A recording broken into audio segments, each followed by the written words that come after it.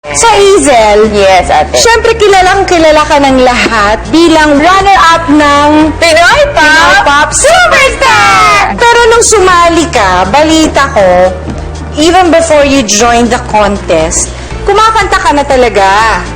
I mean, meron ka ng kinakantahan na acoustic, ano ba yun, group ba yun? Group Oo, Dream group. Sequence. So, kami, 2 years kami when I was 18 to 20. Oo. Tapos, uso nun sina Paolo Santos. Yes, yes, Oo, yes, yung mga yes, MYMP. So, sila yung mga ka-back-to-back namin noon. Doon ako nahasa, ate. Ah, ganun ba yun? Kumanta. Eh, paano mo na-decide na iwan ko na yung grupo tapos mag-join nga ako ng contest? Nag-disband kami. Yung isa punta Australia, isa Oo. lumipat ng banda. Tapos, syempre, nasanay akong kumikita on my own. Tapos, I sent myself to school. Ah, okay. Oo, yung college ako niyan. Tapos sabi ko, teka, wala na akong kita. Sabi ko, nagpakonti si ate rin, sali ko. Gusto mo yan? Sali ako, magkakapremyo ako, ganyan. Was it your first time to join ever? No, ate, I joined another contest dun sa kabila namang stasyon. So, nandito na, di nung una, kami na Harry yun, di ba, ate? Yes, kay ni Tapos Harry. natalo din ako, tapos nung na-callback, yun na, nagdire-diretso na. Nagdire-diretso na. Teka muna, ang naging kalaban mo nun sa final si Harry. Harry Gerald. Si Gerald. Si Gerald nga pala yung winner natin. O ate, nung ina-announce mo yung alala ko yun, ang nanalo, Santos! Sabi ko, shucks! Baka ako yun.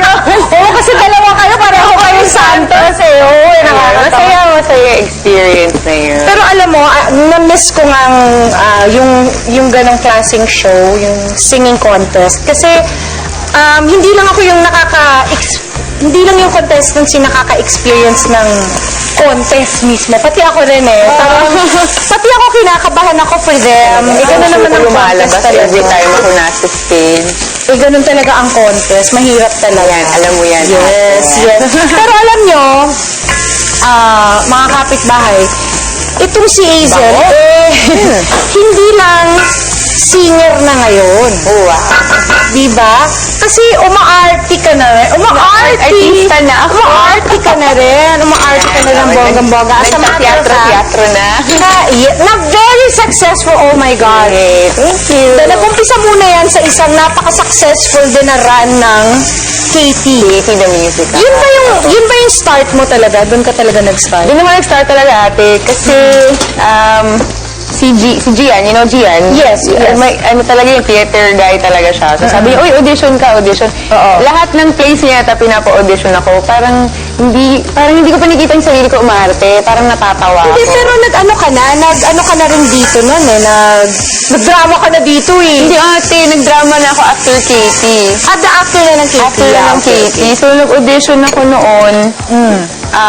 Actually, kompleto na yung cast nila eh. So, kinailangan ni Ate Isay ng alternate. Oo.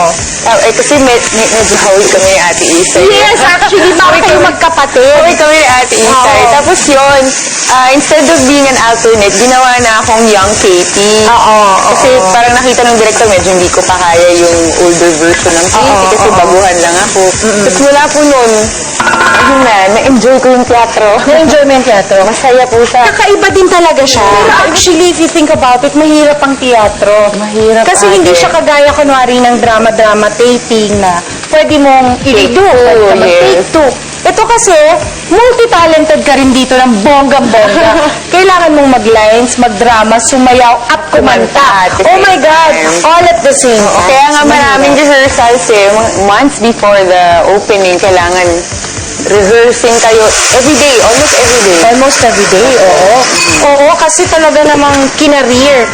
Gusto ko lang ikong cancellation. Cancellation!